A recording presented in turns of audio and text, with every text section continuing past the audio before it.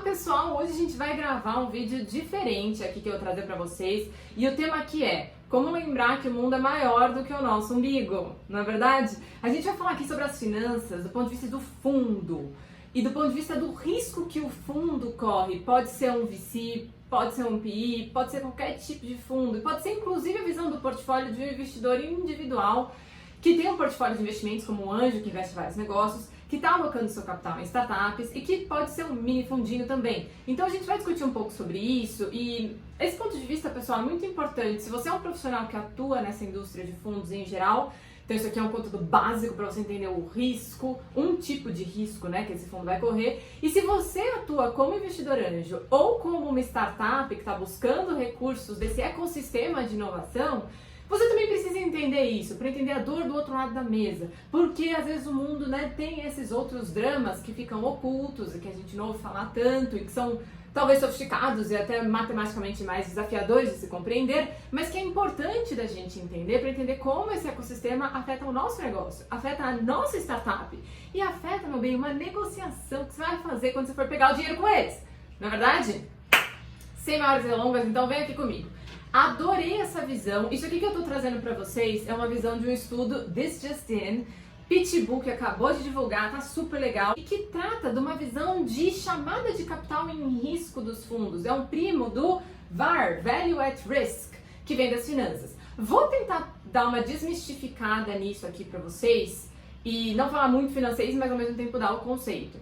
Só para vocês saberem o que esse estudo em si busca tratar. Tem um tipo de risco que os fundos correm, que é o risco deles terem que fazer uma chamada de capital, um call for capital, que se chama, para os seus investidores diversos que sejam, para investir no seu portfólio. Porque o seu portfólio de investimentos, pensa que como fundo, está precisando de mais grana. Então você já percebe uma coisa assim, na cabeça de um fundo, você está falando aqui de um portfólio de empresas investidas de startups. E nenhuma dessas startups individualmente é a maior preocupação do fundo, e sim o risco global do seu portfólio. Porque é o risco global desse portfólio de investimentos que vai demandar ou não uma nova chamada de capital. Se tiver uma das startups gerando riqueza e contribuindo com o fluxo de caixa, isso minimiza a sua chamada de capital para o portfólio inteiro como fundo. Então a dúvida que o fundo tem é a seguinte: imagina que eu vou precisar fazer um call for capital, vou precisar chamar aqui, sei lá, 50 milhões de reais para investir no meu fundo, nesse meu portfólio.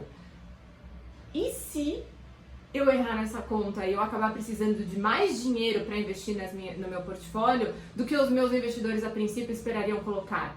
E se eles não tiverem esse dinheiro no momento por qualquer motivo, ou se eles não quiserem colocar, por mais que tenha sido pré-acordado, se o volume que eu preciso é maior do que eu havia previsto e comunicado antes? E se eu errar nessa conta de call for capital? No limite, se eu errar nessa conta, vamos dizer, eu preciso de 50 milhões por algum motivo, e por qualquer motivo que seja, eu tinha estimado isso diferente, eu achei que eu fosse precisar de 10 milhões. Então, vai ter um gap aí de 40 milhões. Você vai falar, poxa, é muita diferença. Bom, vamos dizer que isso possa acontecer.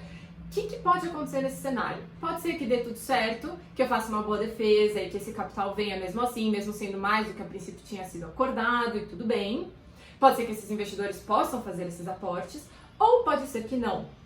Se não, ou qualquer um deles individualmente não puderem colocar, o que poderia acontecer? Os outros colocariam e esse que não pode colocar seria diluído.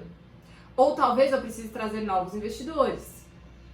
Ou talvez eu tenha que forçar uma liquidação, forçar uma venda de parte do meu portfólio.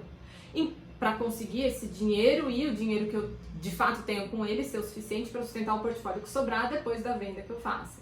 Em qualquer um desses cenários, se isso acontece meio de surpresa, e aí o que esse artigo coloca, se for assim, num horizonte temporal de um trimestre, isso pode forçar um valuation penalizado para mim. Porque assim como o empreendedor pode ser penalizado numa negociação desvantajosa, num timing sob pressão de conseguir um valuation menor, o fundo também. Se eu preciso de mais dinheiro nesse call for capital do que a princípio eu consigo num trimestre, por exemplo, eu vou ser forçada a uma negociação no momento que, olha só, pandemia rolando, etc e tal, pode não ser o momento mais vantajoso. E eu saio, né, nessa situação, seja como um investidor individual colocando dinheiro, seja como fundo como um todo, penalizada em virtude de um timing inapropriado para forçar uma venda ou forçar uma entrada de novo investidor e por aí vai. E aí a pergunta que o fundo vai querer responder é a seguinte, pessoal. Qual é o máximo de capital que eu como fundo, qual é o máximo de capital que eu posso esperar ter que pedir, né, desses meus investidores no próximo trimestre, com uma probabilidade de 90, 95 ou 99%. Então são análises estatísticas. Ou seja, vamos supor 95%. Tem 95% de chance que eu precise pedir uma quantidade de dinheiro limitada a X reais.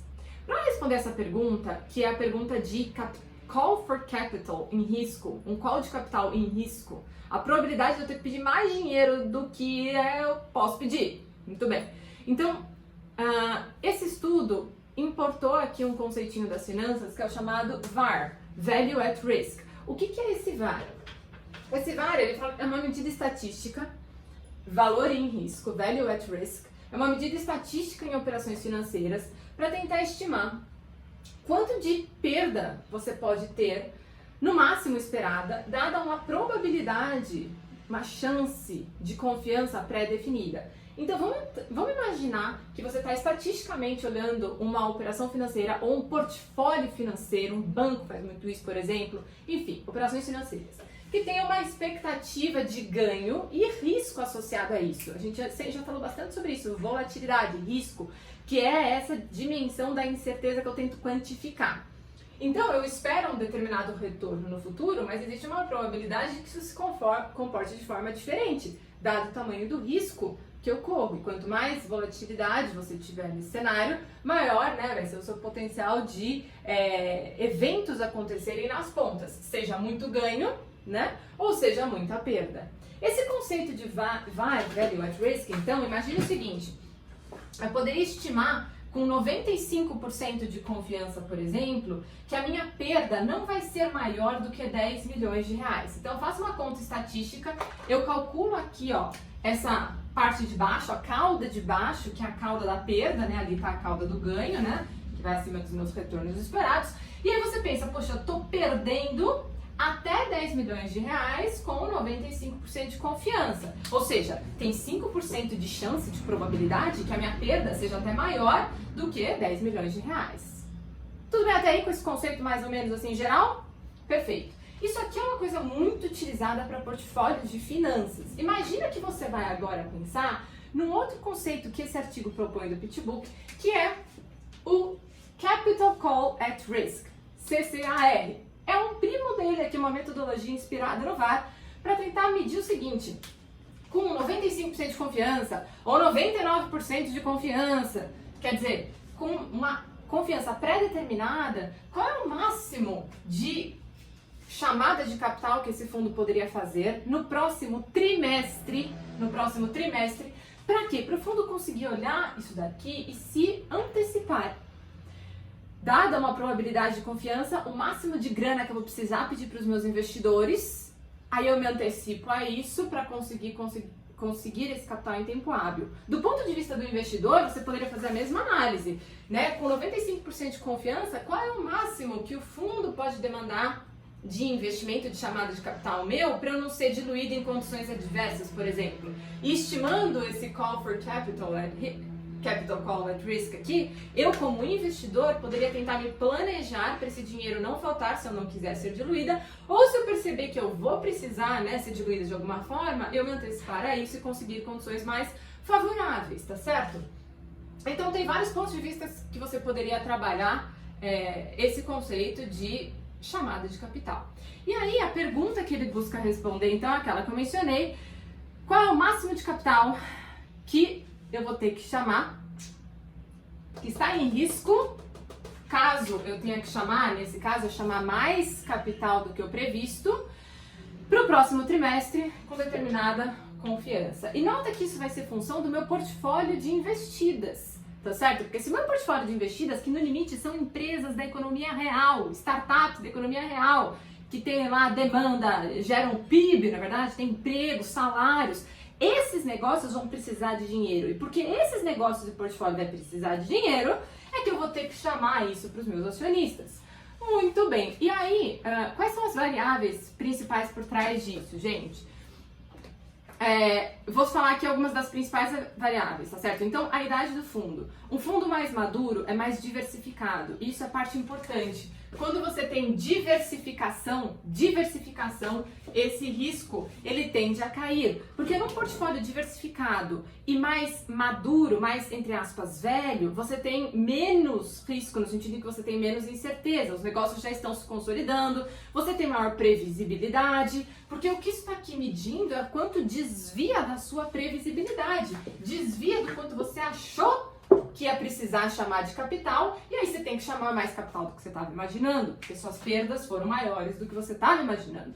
Então a idade do fundo, né, afeta isso daqui no sentido que diminui, mitiga esse risco. Então pensa, a idade do fundo é uma coisa importante. Outra coisa importante que eu mencionei é a diversificação em si, de setores, dentro mesmo de setores, entre diferentes startups. Essa diversificação mitiga esse risco também, pelos mesmos motivos. Se você tem um portfólio diversificado, se uma, né, não vamos colocar todos os ovos na mesma cesta, classic. Então, se uma startup não vai bem, você tem todas as outras startups do seu portfólio para compensar isso, e o risco individual de um negócio também fica mitigado. O tamanho total do fundo, então, é o que eles chamam de Net Asset Value, né? Então, vamos imaginar o volume que você tem dos seus ativos investidos. Se você vai ter um negócio ainda muito jovem, com maior incerteza, menos volume investido, isso aqui fica maior. Esse risco pode ficar maior. Por quê? Se você tem um fundo, por exemplo, sei lá, vou colocar um número aleatório aqui, 100 milhões. Se você precisa de 50 milhões, isso é um aumento no tamanho do fundo de 50%. Tá certo? Se tinha 100, você vai aumentar mais 50% do seu tamanho, vai de 100 para 150. Só que se você tem um fundo que já tem 1 bi e você precisa de 50 milhões, isso é uma chamada de capital proporcionalmente pequena. E aí o estudo coloca como uma certa medida de risco se você faz uma chamada de capital maior do que 25% do seu volume administrado até então. Então essa nota de corte aí que foi estabelecida em 25%, é uma referência que eles utilizam, e aí eu vou até fazer uma menção aqui nos dados que eles trazem, em relação a tipos de fundos que demandam isso. Então eles falam assim, olha, se o fundo está focado em real estate e dívida privada, então negócios imobiliários, etc., e dívidas privadas, esse tipo de risco costuma ser maior. Seguido, sim, dos VCs, que ainda tem uma importância significativa. Então, se a gente olhar o mundo de Venture Capital, coisa de 25% dos volumes aqui desses fundos, do estudo que eles estão analisando, foi coincidência, tá? Tipo, 24% dos fundos precisaram de mais do que 25% do seu capital investido num call for money, né? Call for capital. Então, isso é um aumento significativo, que pode impor um risco à sobrevivência ou à rentabilidade desse fundo, se eu precisar liquidar uma parte das minhas investidas num valuation menor. Para fechar, você poderia falar assim, Bruna, então por que como investidor você não é conservador e fala assim, poxa, vou deixar lá um colchão de dinheiro, porque se eu precisar fazer uma chamada de capital, eu não preciso pedir esse dinheiro, eu tenho esse dinheiro dentro de casa e eu mitigo esse risco para não ter que desinflar meus valuations. Isso é um problema clássico das finanças corporativas e é uma verdade, inclusive, em nível individual de firma. Porque se você não tem muito colchão de liquidez, você deixa o dinheiro parado. Então você prejudica a rentabilidade geral do seu negócio e, portanto, do seu portfólio. Então você tem que encontrar um balanço nisso, tá certo? Você tem que encontrar um balanço entre rentabilizar o dinheiro, porém mitigar o risco. Essa abordagem eu achei muito legal. Capital Call at Risk, convido vocês a analisarem e principalmente é um tema técnico, convido super vocês a deixarem perguntas, deixarem considerações, manda aí que eu vou adorar discutir. Beleza? Até mais, pessoal. Obrigada pela atenção.